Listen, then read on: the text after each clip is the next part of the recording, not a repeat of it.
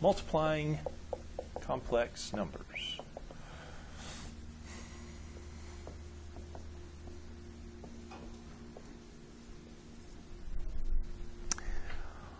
Well, again, pretty much the same. However, let's do this one. It comes up on this one. Something little something happens. What if I had 5i times 2 plus 7i? 5i, parentheses, 2 plus 7i. Well, just like we've always done, basically it's a binomial here, monomial there. What's the word? Distribute. Yeah, I've got to distribute the 5i. So I need to do 5i times 2, which is 10i, right?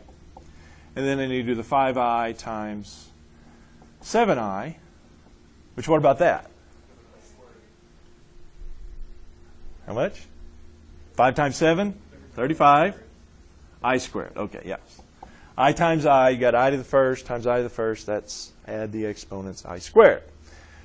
Well, this is what I was saying, the little bit of a change because of this. We haven't encountered this. I mentioned it to you up front, but we haven't encountered it yet, but now we have.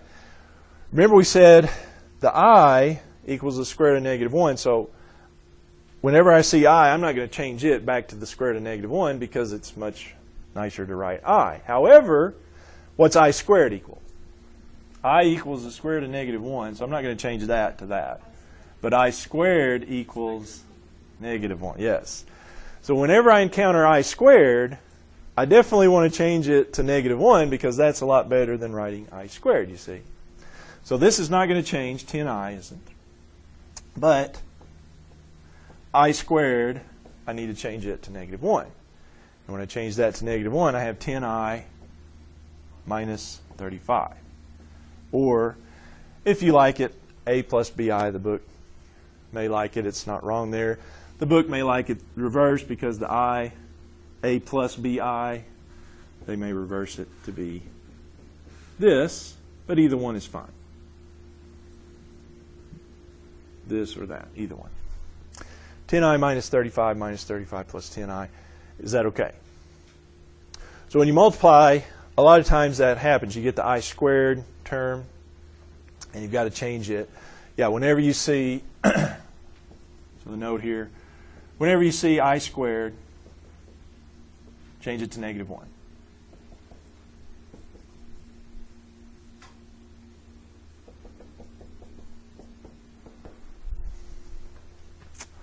Okay? I squared changes to negative 1. Now again, I don't change it, just the I squared. I stays the I squared changes to negative 1. Okay, well, what this means is when I have a 2 plus I times a 3 minus 2I, what do I have there to do? It's a little bit of foiling. I do have to foil. Let's see what I get when I foil. 2 times 3, 6. 2 times minus 2i is minus 4i. All right, and then I have I times 3. That's 3i, positive. And then I times minus 2i, what is that? Minus 2i squared. Yeah. All right, so what do you see as far as simplifying to be done here? Well, we've got like terms in the middle, basically. 6, that would be, what, minus 1i for these two. But what else? Right here, there's old I squared again. Whenever I see I squared, what I'm going to do? Change it to negative 1. So I'll have, on the end here, I'll have negative 2 times negative 1, which is a positive 2. And then notice that will go nicely with the 6 right here. 6 plus 2 will give me 8 minus 1i, or just I. 8 minus I is going to be my final answer. Combine the 6 and the 2. All right.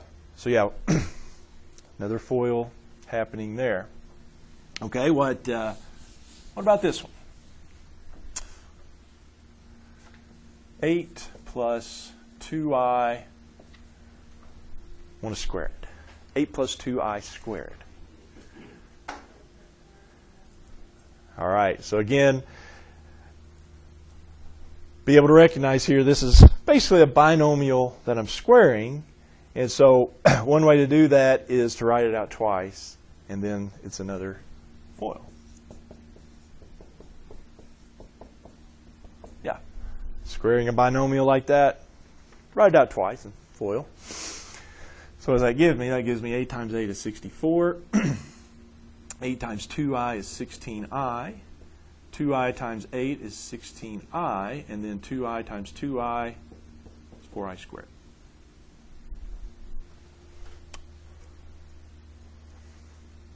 So I wind up with, what, 64. Middle terms add together be 32i, don't they? And then this, I've got the I squared. So that's positive 4 times negative 1, isn't it? Minus 4 on the end. But then that goes with the 64 up front. 64 minus 4 is 60. So I have 60 plus 32i, don't I?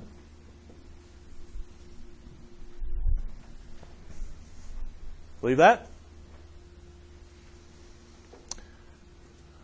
Okay.